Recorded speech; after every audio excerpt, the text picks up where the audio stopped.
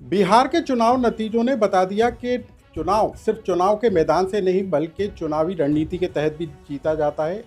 बिहार के चुनाव को लेकर बीजेपी ने 2 साल पहले से ही पटकथा लिखना शुरू कर दी थी। मध्य प्रदेश में 2023 के विधानसभा चुनाव के बाद शिवराज सिंह चौहान को हटाकर मोहन यादव को मुख्यमंत्री बनाया गया था और तब बीजेपी ने सभी को चौंकाया था। लेकिन बीजेपी के इसी फैसले ने अब बिहार के चुनाव में मास्टर स्ट्रोक लगाया है और बिहार के चुनाव में मोहन यादव का जो चुनाव प्रचार है वो असरदार साबित हुआ है, क्योंकि जिन ओबीसी बाहुल सीटों पर मोहन यादव गए या अन्य पिछड़ा वर्ग सीटों पर मोहन यादव गए, वहां पर बीजेपी को लगभग सभी सीटों पर जीत हासिल हुई है और बीजेपी ने भगवा झंडा एक तरीके से बिहार के चुनाव में फहरा दिया है। लेकिन कैसे बीजेपी ने 2 साल पहले राजनीतिक चालें चलकर एक बेहतर जीत हासिल की, इसकी पूरी कहानी हम आपको बताएंगे। लेकिन हम आपको पहले फ्लैशबैक में ले चलते हैं 2023 के विधानसभा चुनाव में, जब बीजेपी ने शिवराज सिंह चौहान को हटाकर मुख्यमंत्री मोहन यादव को मुख्यमंत्री बनाया। तब ये तमाम तरह के सवाल उठ रहे थे कि इसके पीछे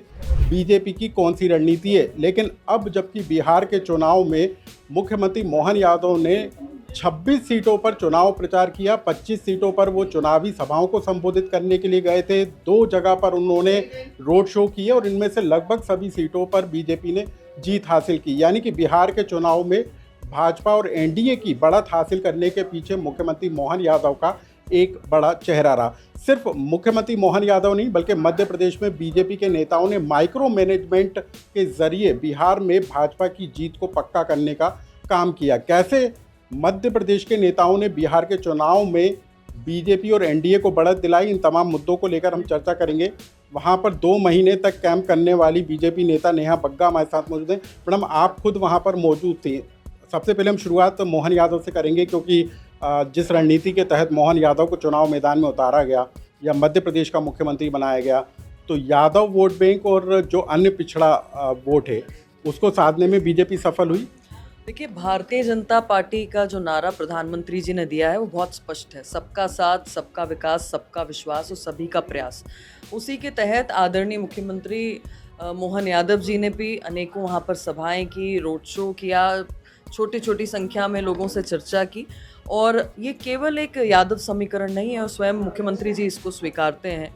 लक्ष्य है किसी भी प्रदेश के जो अंतिम पंक्ति में बैठा हुआ व्यक्ति है उस तक सरकार की योजनाएं पहुंचे, संगठन के विचार पहुंचे और संगठन की योजनाओं के साथ में उसको लाभ देकर सरकार दोबारा बनाने में जो सहायक बने। और इसीलिए मुझे लगता है कि मुख्यमंत्री जी ने जो प्रयास किए हैं या भारतीय जनता पार्टी के संगठन ने जो प्रयास किए हैं वो हर चुनाव में करते हैं।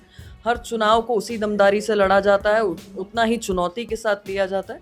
इसीलिए हम देख रहे हैं कि भारतीय जनता पार्टी के कैडर का हर स्तर का कार्यकर्ता आपको बिहार के चुनाव में दिखा। अनेकों राज्यों के मंत्री लगे, विधायक लगे, संगठन के पदाधिकारी लगे, मोर्चे प्रकोष्ठ के लोग लगे और उसके साथ में जनता तक पहुंचने का काम किया। और निश्चित तौर पर जिस तरीके से आदरणीय प्रधानमंत्री जी का नेतृत्व था, जिस तरीके से नीतीश कुमार जी ने जो योजनाएं पहुंचाई हैं या जंगल राज से जो निकालने का काम बिहार की जनता को किया है और डेवलपमेंट की ओर आगे लेकर गए हैं, ये सब फैक्टर मिलाकर आज जो परिणाम आ रहे हैं, जो कार्यकर्ताओं की मेहनत है, जो नेतृत्व की मेहनत है, जिस तरीके से आदरणीय गृह मंत्री अमित शाह जी ने कैंप करके, जो राजनीति के चाणक्य माने जाते हैं और जब वो किसी चीज़ को, किसी चुनाव को अपने हाथ में लेते हैं तो बहुत ही बारीकी से उसका विश्लेषण करते हैं।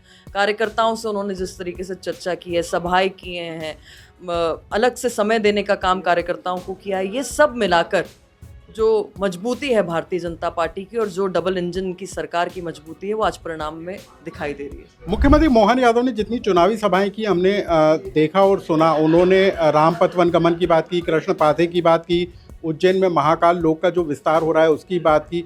ये सारे फैक्टर वहाँ पर आपको लगता है कि असरदार हुए कि किस तरीके से एक हिंदुत्व का चेहरा जो पेश करने की कोशिश मोहन यादव की तरफ से की गई वो भी असरदार हुआ?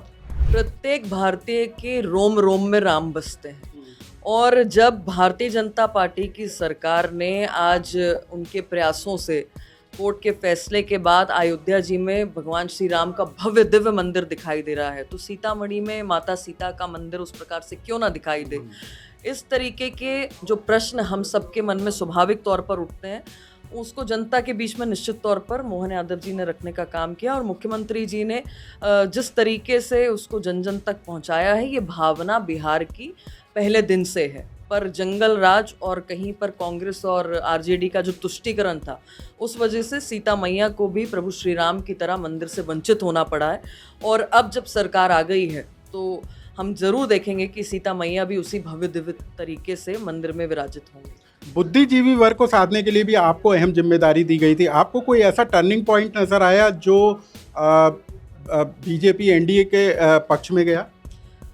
मुझे लगता है कि बिहार का प्रत्येक व्यक्ति जो है वो बुद्धिजीवी है, और इसीलिए जब हमने चाहे प्रोफेशनल्स को बुलाया, डॉक्टर्स हों, इंजीनियर्स हों, हाउसवाइफ्स हों, या फिर वर्किंग वुमेन हो, यूथ हो, स्टूडेंट हो, उन सब में जो उत्साह प्रधानमंत्री जी के प्रति दिख रहा था, नीतीश जी के नेतृत्व के प्रति दिख रहा था, उससे बहुत स्पष्ट नज़र आ रहा था कि ये जो सम्मेलन है वो परिणाम में बदलने वाले हैं और एनडीए पुनः बहुमत के साथ आने वाला है। एक और बात बार बार कही जा रही थी कि जो राहुल गांधी जिस तरीके से वोट चोरी का मुद्दा उठा रहे थे, आपको लगता है कि वही मुद्दा कांग्रेस और जो महागठबंधन है उस पर भारी साबित हुआ है?